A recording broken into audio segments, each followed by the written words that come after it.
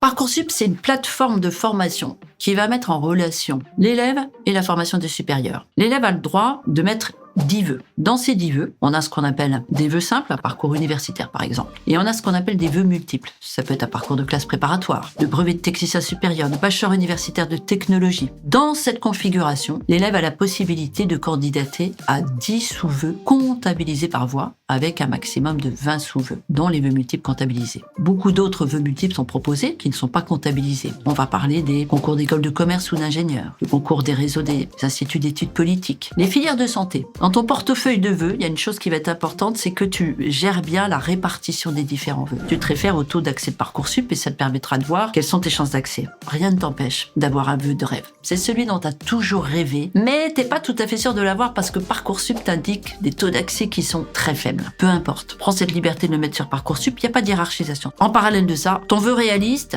c'est ce que tu penses être juste, à partir de 20% jusqu'à 80%. Et tu dois penser le vœu de réalité en candidatant à différents cursus qui peuvent te permettre de rejoindre les formations. Ça peut être une école, une université de sectorisation. Ça peut être un BUT ou un BTS qui va te permettre dans ta stratégie de rejoindre ton objectif professionnel. Par contre, stratégiquement, je t'invite à choisir un vœu de sécurité. C'est celui que tu vas mettre qui correspondra à ton projet, mais qui sera plus facilement accessible. C'est ce qui permettra que ton portefeuille sur Parcoursup sera équilibré et que tu n'auras pas de mauvaises surprises.